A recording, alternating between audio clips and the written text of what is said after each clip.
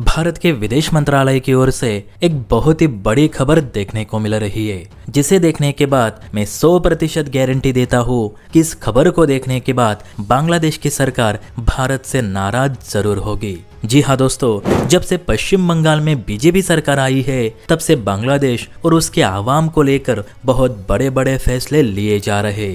Even आपने देखा होगा कि कैसे बंगाल में जबरन घुसपैठ करके रह रहे रोहिंग्या मुसलमान दुम दबाकर अपने देश वापस जा रहे। इवन कुछ सरकारी जगह जहां पर इन बांग्लादेशियों ने अतिक्रमण कर रखा था, उसे भी डिमोलिश करना शुरू कर दिया गया है। अब भारत की इसी कार्यवाही को देख बांग्लादेश की ओर से एक स्टेटमेंट जारी की गई थी, जिसमें ये कहा गया था कि भारत ऐसे ही रोहिंग्या मुस्लिमों को बांग्लादेश नहीं भेज सकता।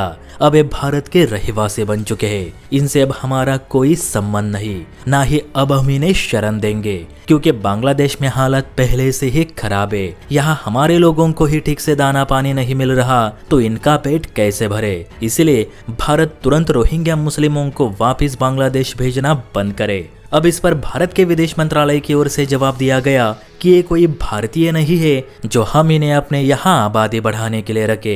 ये आपकी देन है जिन्हें आपको ही पोसना होगा। विदेश मंत्री जयशंकर साहब ने तो ये भी कहा कि इस मामले में बांग्लादेश की सरकार को हमें सहयोग करना चाहिए कि हम जो अवैध बांग्लादेशियों को वापस भेज रहे उन्हें बांग्लादेश अपने यहाँ रोजगार और रहने के लिए जगह दे। यह आपकी जिम्मेदारी है कि आप अपने लोगों की रक्षा करें।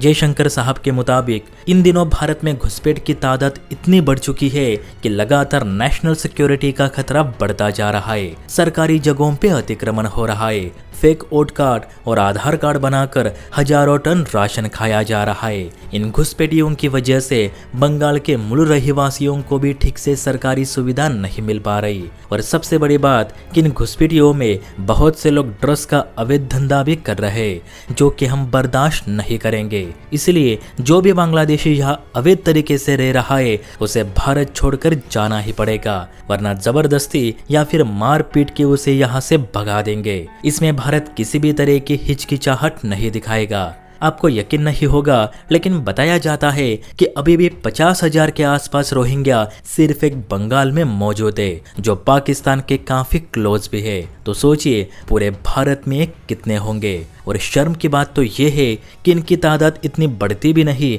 अगर कुछ पार्टियों ने सिर्फ वोट बैंक के लिए इन्हें शरण ना दी होती। अब जब भारत सरकार देश हित को ध्यान में रखकर इन्हें वापस भेज रही है, तब भी कुछ लोग रो रहे और सोशल मीडिया पर इनके प्रति मगरमच्छ के आंसू बहा रहे। मतलब देश के लोगों को राशन मिले या ना मिले, लेकिन इन बांग्लादेशियों को भारत से बाहर मत निकालो, ऐसा इनका कहना है। अब आप ही बताना, भारत सरकार बंगाल को इन बांग्लादेशियों से मुक्त कर रही है, वो गलत है या फिर सही? कमेंट जरूर करें। जय हिंद।